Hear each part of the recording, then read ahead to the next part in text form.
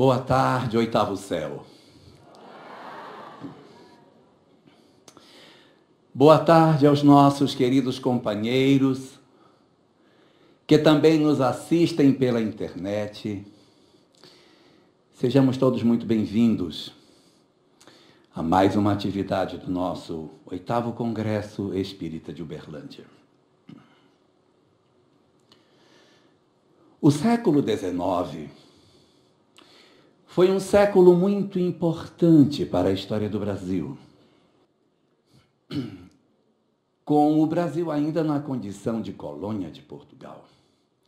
Somente em 1808 é que o príncipe regente Dom João VI viria com a corte portuguesa para cá e elevaria o Brasil à condição de Reino Unido de Portugal.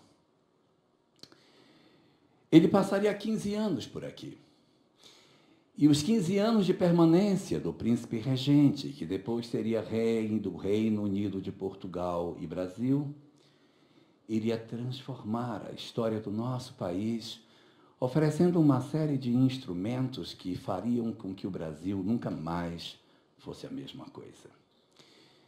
Em 1821, ele retorna para Portugal e deixa apenas aqui seu filho, ainda jovem, com 21 para 22 anos, Dom Pedro, para ser o príncipe regente. E no ano seguinte, inspirado por sua magnífica esposa Leopoldina, ele promoveria a libertação do Brasil desse vínculo com Portugal, fazendo a nossa proclamação da independência, 1822. Nesse tempo, Dom Pedro I era realmente muito querido pelo povo brasileiro, aclamado e amado. Mas em 9 anos de governo, ele iria ter na sua vida privada uma série de casos, histórias, acontecimentos que iriam desagradar profundamente a população brasileira, fazendo com que o seu governo entrasse numa crise muito terrível. E, ao mesmo tempo, em Portugal, iniciava-se uma disputa pelo reino. Não se sabia quem, na verdade, seria o rei de Portugal, se ele ou se seu irmão Miguel. Então, em 1831, o Brasil mergulha numa crise terrível, porque Dom Pedro I vai embora para Portugal, abdica de seu trono em favor de seu filho, que tinha apenas 5 para 6 anos de idade, e que depois seria chamado de Dom Pedro II. Mas 1831 é um ano marcado por muitas incertezas no Brasil, porque a saída de Dom Pedro I provocaria profundas instabilidades no Brasil, fazendo com que tivéssemos até dúvida se a nação sobreviveria ou não. E é exatamente nesse mesmo ano de 1831, Rubens, 1831, no meio desta crise terrível, em Riacho do Sangue, no interior do estado de Ceará, que nós teríamos a oportunidade de ver nascer entre nós um dos mais magníficos espíritos que o movimento espírita brasileiro conhece, Adolfo Cavalcante Bezerra de Menezes. Nasceu numa fazenda e, em virtude de dificuldades políticas da região, seu pai depois migraria para o Rio Grande do Norte, e quando Adolfo tinha 20 anos de idade, seu pai desencarna. E ele, então, decide ir para o Rio de Janeiro para estudar medicina. Ele sai de sua terra, sai do Nordeste e vai viver no Rio. Quando ele chega ainda bastante jovem e com muita vontade de fazer as coisas acontecerem nesse lugar, marcado por uma instabilidade política, muitas confusões. É um período de muita efervescência. É a década de 50, do período onde, do século XIX, o Brasil, naquela convulsão das mudanças, Dom Pedro II já tinha maioridade, já estava no comando da nação, mas era muito jovem, havia muitas lutas políticas, e isso fascinava o jovem Adolfo, que se sentia muito atraído por todas essas questões políticas da época. Então, aos seus 29 anos, exatamente em 1850, ele vai, então, se aproximar desse 1860, ele vai se candidatar pela primeira vez a cargos políticos e vai exercer funções políticas dentro do ambiente dali do Rio de Janeiro. Mas uma coisa chama atenção: por que esse interesse dele pela política? Por que essa vontade de agir no ambiente político? O que movia a figura de Adolfo Bezerra de Menezes para o trabalho que fazia? Ele já estava como médico, já havia se formado, mas os seus biógrafos dizem que era o desejo de ajudar.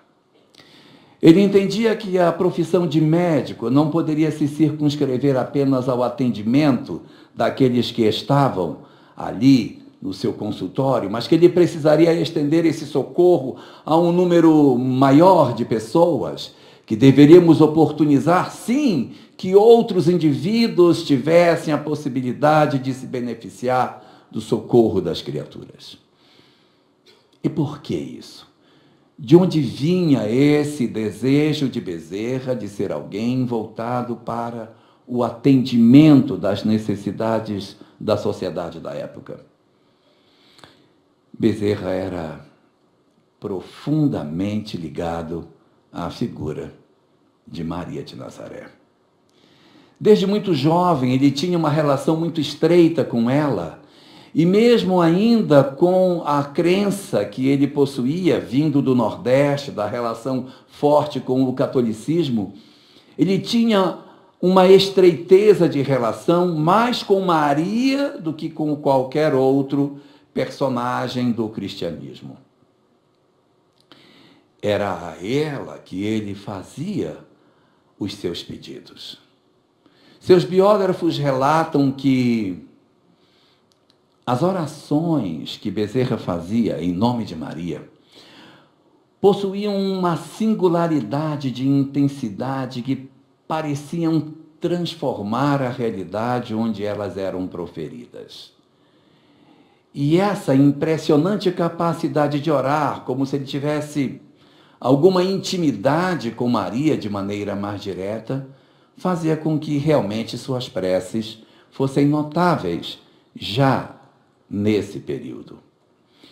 Ele vai então ingressar na vida pública, atuar de uma maneira muito efetiva em uma janela de tempo bastante complicada dentro do Brasil, porque no período de 1864 a 1870 nós teríamos a Guerra do Paraguai. País imerso numa batalha impedia outras reflexões que se desenvolvessem dentro do território nacional. E Bezerra atuava dentro do ambiente político de uma maneira bastante interessante no partido que ele trabalhava, procurando de alguma forma estender os aspectos humanitários para as pessoas que ele assistia. Ele era médico do Exército, recebia seu soldo, na verdade não cobrava as consultas, ele oferecia consultas de graça na casa dele, e não fosse o salário que ele recebia como médico do Exército, talvez ele tivesse passado muita privação. E ele fazia isso de maneira muito frequente, as consultas feitas às pessoas de forma gratuita. Isso chamava a atenção de outros médicos da época, que viam naquele homem bondoso uma figura incrível que tinha poucas posses. Naquela época não existia automóveis no Rio de Janeiro, então o transporte era feito de bonde mesmo, não tem jeito. Então você saía de casa, pegava um bonde e ia para o centro e depois fazia o sentido inverso naqueles transportes coletivos. E ele então também, assim como todos os demais, andava de bonde na cidade, mesmo sendo um médico, uma figura que, de certa maneira, naquela época, tinha uma certa notoriedade, poderia ter uma carruagem, né, para poder levá-lo em casa e voltar, mas ele usava, era bonde mesmo, transporte coletivo para se deslocar. E em 1875, um médico que o conhecia e via a relação que ele tinha com as pessoas, de maneira bondosa e bastante fraterna com a qual ele cuidava das pessoas, esse médico chamado Joaquim Travassos oferece para ele um livro. Se eu acho que você gostaria de ler esse... Eu acabei de traduzir esse livro e eu vou passar para você. Você dá uma lida. 1875. Nessa época, ele tinha 44 anos de idade. E Joaquim Travassos, o primeiro tradutor de O Livro dos Espíritos, passa para ele, nesse mesmo ano, um livro autografado pelo autor para ele dar uma lida nesse retorno para casa. Durante o trajeto de volta para casa, ele vai lendo o livro e ele vai se impressionando com uma coisa muito surpreendente. Ele lia o livro e dizia, mas isso aqui eu penso assim. Isso aqui também eu penso assim. Isso aqui também eu penso assim. E aí, ao chegar em casa, ele disse, gente, eu sou espírita e nem sabia. Porque o que esse livro tem é exatamente como eu penso. E ele, então, a partir de 1875, começa a se aproximar das verdades espíritas e vai progressivamente se descolando daquela visão mais católica, sem nenhum demérito ao catolicismo, é claro. Mas ele vai se deslocando daquela visão mais católica e vai se aproximando da proposta que o Espiritismo trazia, começando a participar de determinadas reuniões, a se envolver com determinados estudos, a participar de momentos muito importantes dentro do movimento espírita. E em 1882, ele faz uma declaração pública de que ele efetivamente adotava o Espiritismo como sendo a sua profissão de fé. E aí, Cidinha Mota, ele vai efetivamente se apresentar como se ele fosse espírita na sociedade em que vivia. A chegada dele nos arraiais espíritas é uma coisa muito impressionante, porque ele é um homem de ciências, ele é um médico, e ao mesmo tempo é um homem muito humanitário, então ele transita no ambiente científico e transita no ambiente evangélico. Uma peça fundamental para a articulação do movimento espírita do último quartel do século XIX, aonde nós iríamos ter aquelas discussões sobre o surgimento de uma doutrina que pudesse conjugar os interesses dos chamados científicos com os chamados evangélicos, apresentando um espiritismo uníssono que oferecia para nós uma leitura profundamente diferente. Ele seria muito importante para o movimento espírita e hoje, de repente, nas nossas hostes espíritas, a gente nem percebe o quão presente Bezerra se encontra nas atividades que nós fazemos.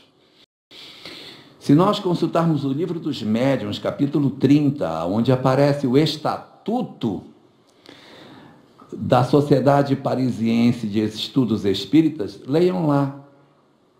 Não se parece em nada com o Centro Espírita. Ali é um centro de estudos espíritas. Reunia-se uma vez por semana, às sextas-feiras, para comunicação mediúnica. Não tinha outras atividades. O negócio era comunicação mediúnica e poder retirar a informação dos espíritos. Visitantes poderiam vir apenas 2 vezes nas reuniões, terceira não podia mais, ou se filia ou não pode mais participar. É Bezerra de Menezes que vai inaugurar dentro do movimento espírita uma proposta diferente. Por que o centro espírita não pode acolher os miseráveis? Por que a gente não faz um trabalho de atendimento aos que padecem? Se ele era médico, a primeira proposta dele é uma farmácia, né? Vocês podem ver que o movimento espírita nascente do século XIX tinha uma farmácia, geralmente homeopática, que oferecia remédio para as pessoas. O receituário mediúnico, de onde vem isso, pelo amor de Deus? Da presença de Bezerra de Menezes. O trabalho de Farnel, de oferecer alimento, de oferecer remédios, de se oferecer algo de material, de trazer para o centro espírita o trabalho assistencial, é a ideia do doutor Bezerra de Menezes. É ele que propõe esse formato de movimento espírita, que o movimento espírita brasileiro adere e que cria essa condição tão comum no nosso movimento espírita. Então ele acaba chegando no movimento espírita nessa janela de tempo em que algumas definições precisavam ser organizadas, e exatamente pela relação que ele mantinha com as pessoas, a forma amorosa como ele lidava com os indivíduos, faz toda a diferença no êxito dos trabalhos que ele fazia. Ainda ontem, aqui, Rafael estava contando para nós aquela história do homem que procurou por ele, e que ele então acolheu esse rapaz, deu um abraço nele. Pois é, uma história de 1896. Quem dera essa fosse a única que a gente tivesse nesse padrão. Os livros sobre a história de Bezerra estão cheios de histórias dessa natureza, em que sempre nos trabalhos que ele fazia de acolhimento às pessoas, havia essa nota da presença de Maria de Nazaré em tudo que ele produzia. É muito interessante, porque até nesse episódio que foi contado, do abraço que ele dá, ele lembra a figura de Maria de Nazaré no abraço que ele oferece. E ela estava no pano de fundo das várias atividades que Bezerra fazia, das várias atividades. Ele tem alguns incidentes muito interessantes que seus biógrafos contam, como um caso que aconteceu em 1890. Nessa época, Bezerra já estava bastante conhecido no movimento espírita, já estava circulando pela Federação Espírita Brasileira, já tinha uma notabilidade bastante grande dentro do movimento. Rapidamente, ele se apresenta no movimento e se torna uma figura muito importante. Observem que ele faz sua profissão de fé em 1882 e em 18 anos ele chega a ser tudo aquilo que a gente conhece. Boa tarde, Fátima Rabelo. Prazer em vê-la. Então, é essa dinâmica que a vida de Bezerra vai nos oferecendo, que vai nos permitindo entender de onde vinha a força que ele tinha. Por que ele tinha tanta força, gente? Por que este homem conseguiu coisas inimagináveis na estruturação do movimento espírita? Não só desenhando o formato das casas espíritas, como também oportunizando ao movimento espírita um processo de união e de unificação importantíssimo para esta janela que nos transferia para o século XX. Então, em 1890, conta-se um caso muito curioso que mostra bem essa relação dele com Maria de Nazaré. Era na cidade de Niterói, a cidade lá do Rafael. Então, ele foi chamado para atender uma família. A filha havia abandonado o lar e caído na prostituição. E, por conta disso, rompeu com os irmãos e com a mãe. E, ao cair na prostituição, ela ficou morando próximo de casa, mas sem ter contato com a família, e ela desencarnou, essa jovem. Depois que a menina desencarnou, ela se tornou obsessora da própria mãe. Então, ela, como obsessora da mãe, ela visitava o lar, a mãe era médium e ela incorporava na mãe. E humilhava o próprio médium, porque ela era a filha. Vocês estão entendendo o que estou dizendo? A filha incorporava na mãe e obsidiava a mãe, humilhando a mãe incorporada. Chamaram Bezerra para ir lá. Bezerra foi. Chegou lá, a moça acabou com a mãe dela. Ela é culpada de tudo que aconteceu. Ela é culpada porque a minha vida acabou por causa dela. Bezerra ouviu tudo que ela disse e disse: mas minha filha, ela é sua mãe. Não me interessa se ela é minha mãe. Eu vou destruí-la. E Bezerra disse: alguma vez você já orou a Maria pedindo para que ela ajude você? Aí o espírito arrefeceu. Disse: não, nunca pedi para Maria me ajudar. Nunca orou a ela? Não quer orar? Não. Você se incomoda se eu orar para ela? Por você? Se você quiser fazer, pode fazer. Só que aí é que está o lance, é a qualidade da oração, a intensidade do relacionamento que ele mantém com Maria. É como se ele tivesse um canal direto com ela. Quando ele ora, ele promove uma emoção tão profunda no ambiente onde aquilo era proferido, que as pessoas todas se emocionam, o espírito incorporado ainda na mãe se levanta, começa a chorar, abraçam e diz: o Senhor ora com sinceridade. Eu vou pensar. E se desconecta da mãe. Quando é de noite, Bezerra vai para a reunião mediúnica, que era na Federação Espírita Brasileira. Quando ele chega lá, quem se manifesta? A menina. Eu vim aqui lhe dizer que a oração que o Senhor proferiu mexeu comigo. Eu estou refletindo profundamente sobre todas essas coisas. E as energias de Maria de Nazaré estão movimentando o meu interior para que eu repense todas as coisas. Porque é um sentimento de maternidade que vem de Maria, atinge a moça e remodela os pensamentos dela. E ela consegue, então, se desembaraçar de todas essas questões. Então, ele tinha uma relação muito, muito forte com ela. Existe um segundo episódio, também narrado pelos seus biógrafos, que aconteceu no ano seguinte, 1897. Nesse ano, ele estava numa reunião mediúnica, na FEB, e 2 médiuns incorporam ao mesmo tempo. Um deles dá passividade a Benjamin Constant. Benjamin Constant é um grande nome da nossa história brasileira, era um positivista e descrente da existência de Deus.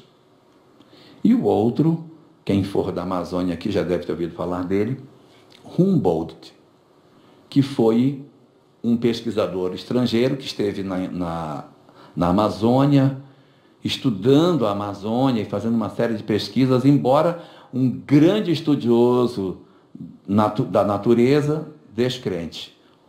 Os dois se manifestam com Bezerra para travar um diálogo, para dizer para ele que Deus não existia. Se Deus não existe. E ele conversava com um, e ele conversava com o outro, conversava com um, e o outro também não acreditava, ele tentando, e foi, até que chegou um ponto que ele disse: eu realmente não dou conta, eu não consigo convencer vocês.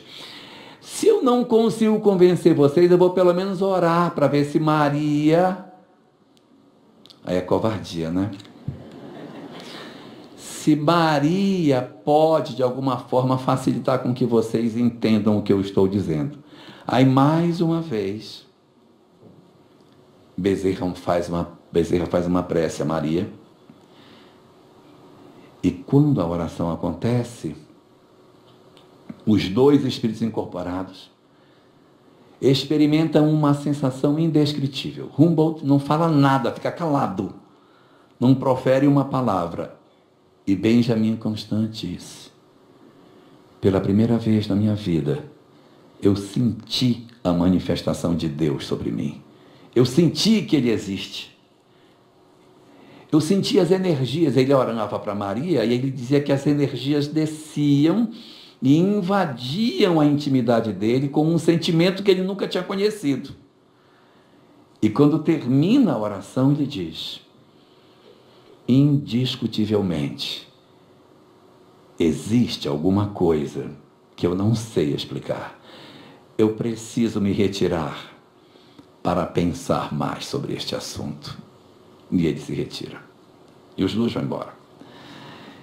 Então havia realmente um forte vínculo dele com Maria de Nazaré. Mas talvez o episódio mais relevante, que se tenha notícia dessa relação, aconteceria com a própria filha de Bezerra. Ele teve uma filha. Entre os vários que teve uma menina. E essa moça, quando tinha 18 anos, adoeceu e de maneira muito rápida desencarnou. Ele médico, ele tendo toda essa potencialidade, ele recebe a notícia de que a filha havia desencarnado. O movimento espírita todo vai para a casa de Bezerra. Lá está o esquife da moça, família enlutada. E de repente Bezerra chega, ainda era de manhã. Ele chega, vai no jardim da casa dele, apanha várias flores, colhe rosas, colhe cravos, colhe jasmins,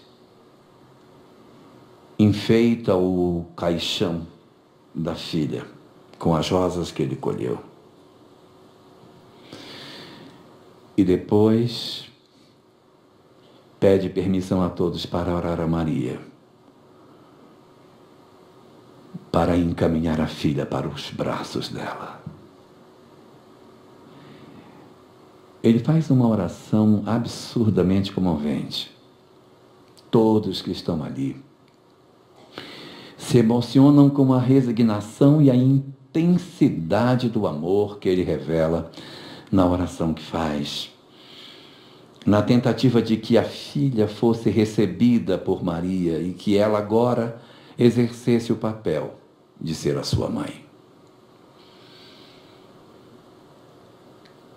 Ele faz as orações, o caixão é fechado, o enterro acontece e Bezerra se recolhe, vai para casa.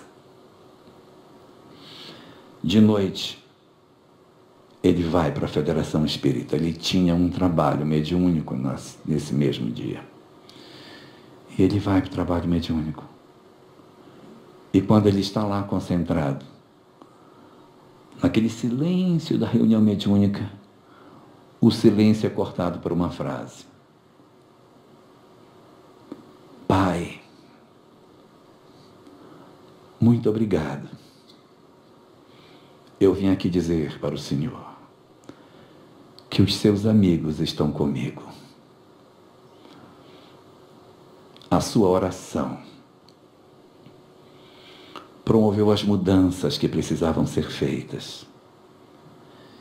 E eu aqui estou amparada para lhe dizer que a vida prossegue. Bezerra se emociona tanto com essa concessão que, a partir deste episódio, ele se torna ainda mais intensamente dedicado ao trabalho de socorro dos enlutados. Curioso, né? O trabalho com os enlutados. Curioso ele ter tido a experiência do luto em família. Curioso Maria ser o espírito responsável pelos desencarnados. Curioso todas essas aparentes coincidências que tornavam Bezerra ainda mais capaz de dizer às pessoas: eu entendo a dor que você está passando.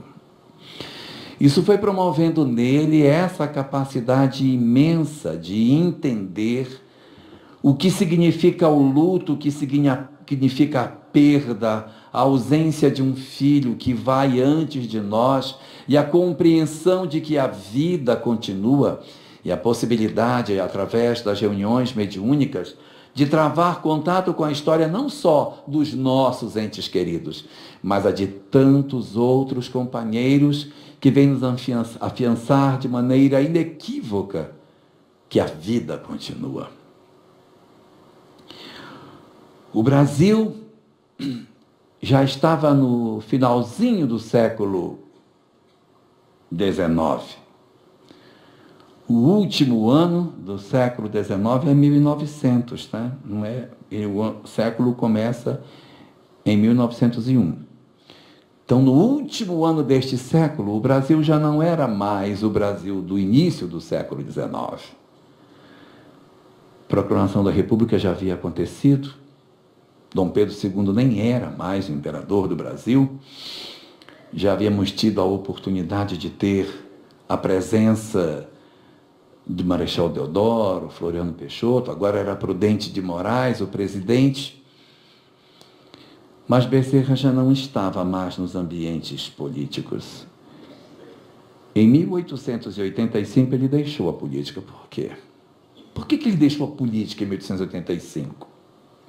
Porque em 1882, quando ele se declara espírita, ele encontra um nicho onde ele pode fazer o trabalho de socorro dos que padecem dentro de um contorno além da questão da medicina. Então, perde um pouco o interesse desse ambiente político e ele vai se voltar, nesses últimos 15 anos, para o trabalho magnífico feito dentro das hostes espíritas. E exatamente no dia 10 de abril de 1900, véspera do dia mais importante do ano, é quando Bezerra, então, desencarna. É muito interessante que ele desencarna em abril de 1900. E em 24 de dezembro de 1900, uma outra figura importantíssima do movimento espírita também vai reencarnar, chamada Ivônio do Amaral Pereira. A diferença entre eles é de 8 meses e alguns dias, entre o dia 10 de abril, 11 de abril é outra coisa, dia 10 de abril até o dia 24 de dezembro, nós vamos ter aí o renascimento de um personagem muito importante para nós, Dona Ivônio do Amaral Pereira. Ela renasce e, como todos nós sabemos, está no primeiro capítulo do livro Recordações da Mediunidade, ela tem um episódio de catalepsia e a mãe dela dá ela como morta e depois ela é então identificada como alguém que poderia não ter morrido e a mãe faz uma oração pedindo a intervenção de quem? Maria. E diz, se tu trouxeres a minha filha de volta, ela será tua e não será mais minha filha. E Dona Ivone, então, ao retornar, a mãe dizia, não, agora você pertence a Maria. Maria que é sua mãe. E, curiosamente, essa menina, chamada Dona Ivone, vai ter uma mediunidade muito precoce, um trabalho muito intenso de mediunidade, ligado profundamente a Maria de Nazaré. Ligado demais a ela. E quem é o mentor dela nesse trabalho? Bezerra de Menezes. Vejam como as coisas vão se trançando. Vejam como os personagens vão se reencontrando. Agora ele está desencarnado. A década já é o período de 1926 a 1930, foi o período no qual Dona Ivone teria recebido a obra mais importante que ela nos trouxe, chamada Memórias de um Suicida. Nessa janela de tempo de 1926 a 1930, ela recebe essa psicografia de Camilo Botelho, e quem orienta a mediunidade dela é Bezerra de Menezes, O mesmo que havia desencarnado há 20 e tantos anos atrás, agora era o grande orientador dela. Dona Ivone pega essa obra e depois a Denise Lino vai contar isso melhor para nós. Ela pega essa obra, vai submeter essa obra à publicação e a obra é considerada como imprópria.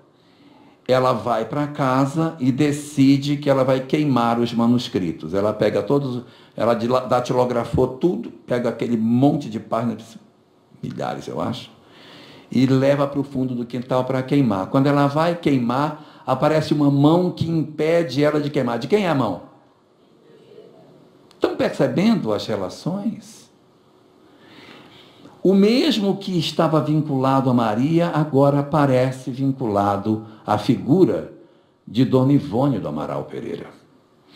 É ele que disciplina a mediunidade dela nos primeiros anos e é ele também que vai fazer com que ela não queime a obra quando ela achou que a obra não seria útil.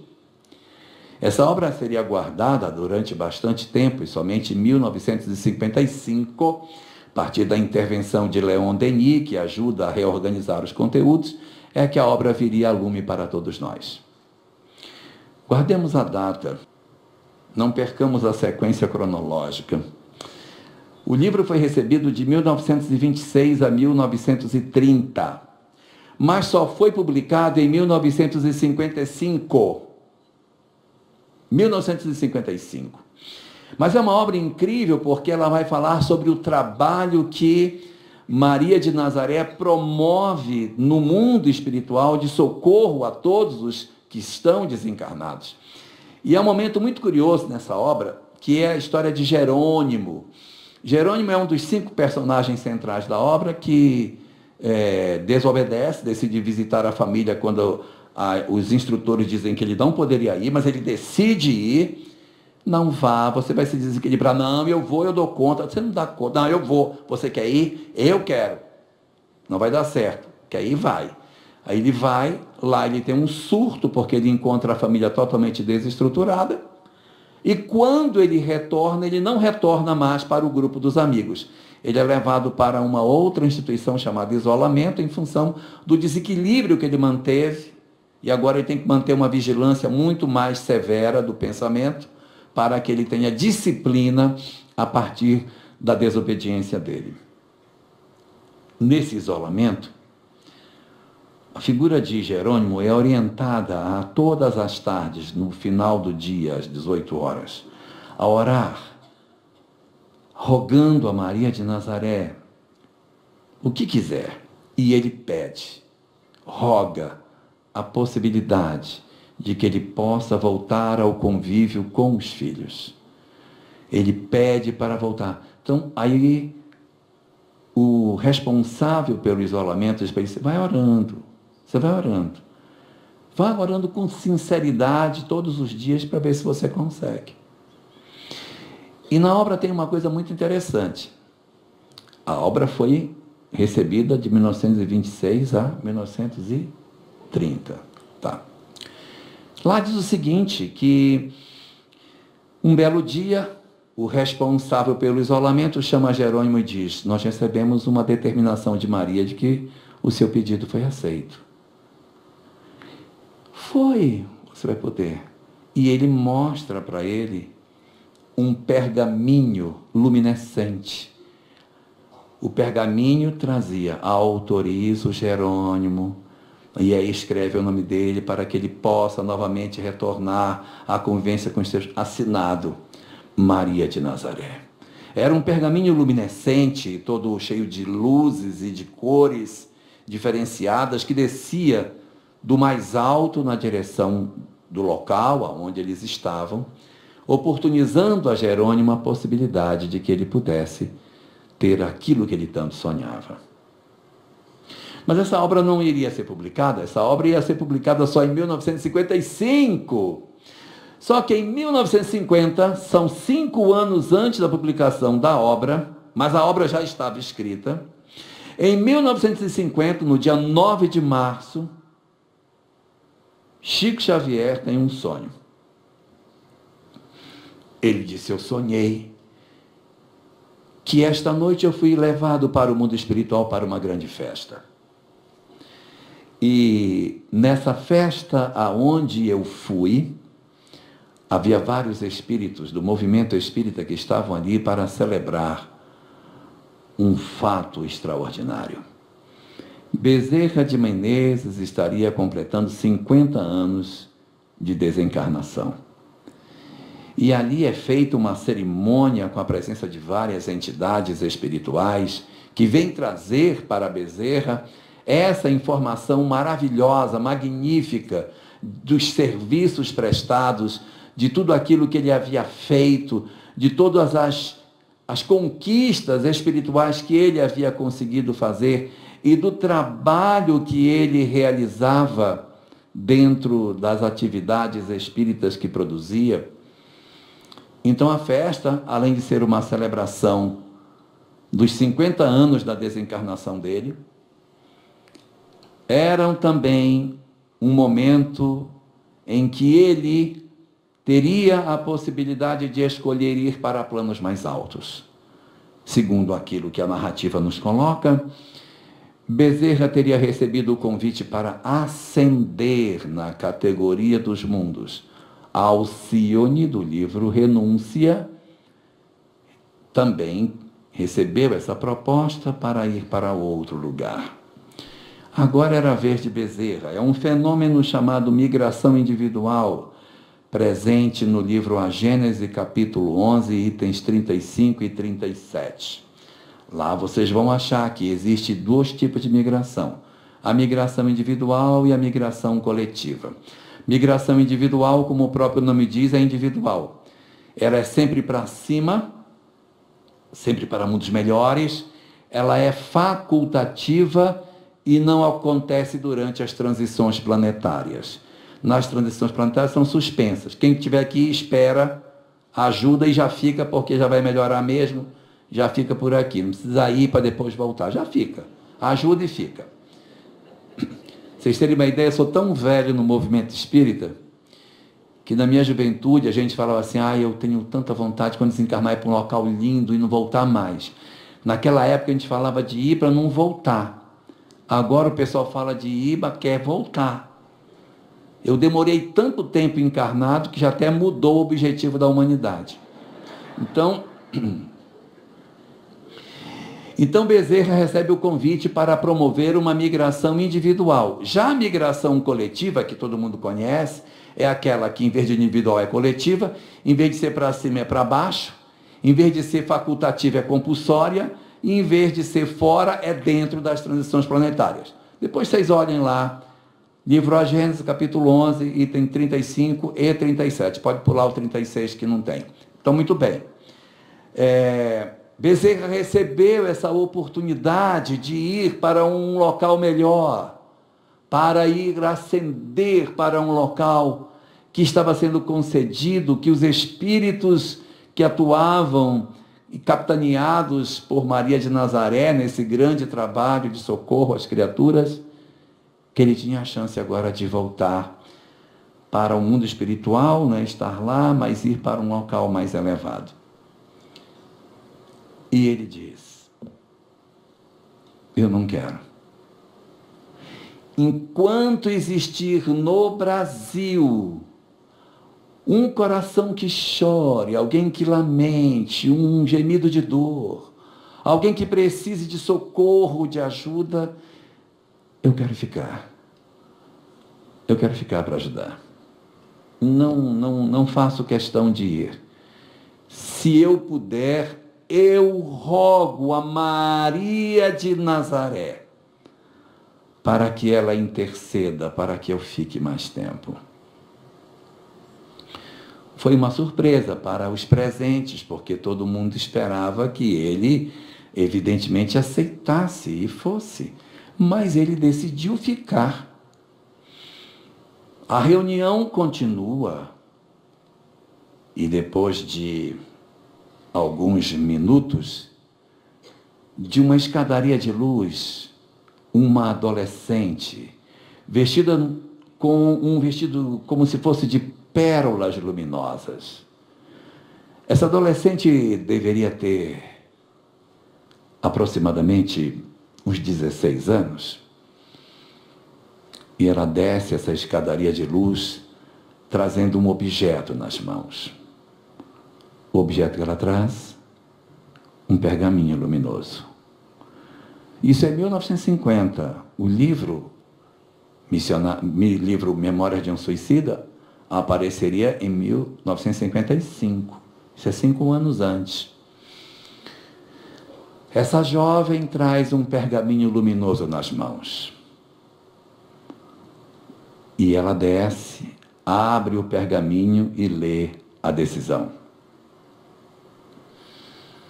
A decisão era: autorizo o espírito Adolfo Bezerra de Menezes a permanecer por mais 50 anos, cuidando do Brasil, em virtude da sua própria decisão de assim ser. Aceito o seu pedido de permanência. Assinado, Maria de Nazaré. Ele tem verdadeiramente um contato direto com ela. Essa é a razão pela qual, quando nós abrimos a literatura de Manuel Filomeno de Miranda, a figura de Bezerra é tão presente no trabalho de socorro aos desencarnados. Por que Bezerra está tão vinculado às histórias de socorro a desencarnados? Observemos a obra de Manuel Filomeno, observemos quantas vezes processos desencarnatórios contam com a presença dele, de sua falange, dos espíritos em seu nome, que atuam no socorro daqueles que voltam para o mundo espiritual. Qual a razão de tudo isso? É porque Maria de Nazaré tem uma vinculação muito forte com o mundo espiritual. Segundo aquilo que a literatura espírita nos apresenta, ela tem uma vinculação estreita com os desencarnados. E por esse motivo é que quando ele atua vinculado ao coração de Maria, ele atua no socorro dos que estão desencarnados ou desencarnando, porque essa é a tarefa precípua que ela possui. Observemos que na própria oração que a cristandade consagrou como sendo a oração que nos conecta a Maria, nós temos no finalzinho dela uma frase que diz: rogai por nós os pecadores, agora e na hora da nossa morte. Exatamente pelo fato de que, sim, é verdade, ela tem uma vinculação estreita com ele. Quem dera fosse só com ele. As notícias do mundo espiritual nos dizem que todos nós que aqui estamos temos. Que quando chegou o período da transição planetária, os servos de Maria visitaram as regiões mais escuras do mundo espiritual, carregando o seu estandarte e convocando os espíritos que estariam dispostos a serem capazes de dar o seu compromisso e seu testemunho num período tão doloroso como que a Terra experimentaria. Almas mutiladas, almas profundamente comprometidas, espíritos com lesões em diversas áreas do perispírito, espíritos cegos, mancos, aleijados, surdos, portando as mais diversas moléstias, estendiam os braços para os cavaleiros que atravessavam as regiões de treva carregando o estandarte luminoso de Maria. E entre esses, muitos levantaram as mãos, oferecendo-se em compromisso para o trabalho de regeneração da humanidade. Mas como poderiam almas doentes servir ao propósito do bem? Elas precisariam de um médico para cuidar delas. Era necessário que alguém que tivesse misericórdia pelas criaturas, que não descansasse enquanto houvesse um gemido no Brasil, se predispusesse a socorrer a todas elas e a tutelar a todas no grande trabalho de reerguimento de suas almas. Assim, Bezerra de Menezes, o grande baluarte do movimento espírita, é o direcionador da vida de todos nós que aqui nos encontramos, porque ele se comprometeu junto a Maria de cuidar do Brasil, e nós fazemos parte desse compromisso. Ele socorreu as entidades na escuridão, e nós, certamente, fazemos parte desse numeroso grupo que, mesmo apesar de suas sequelas e de suas dores, hoje se apresenta para realizar o trabalho que podemos fazer na transformação de nós próprios no mundo em que vivemos. Por isso, num encontro como esse, em que nós lembramos de Maria dentro do movimento espírita, é inegável que Dr. Bezerra de Menezes não esteja presente entre nós para conferir o sucesso de sua obra em ver este salão lotado de todos aqueles que ele recolheu dentro das trevas. Uma boa tarde para todos nós.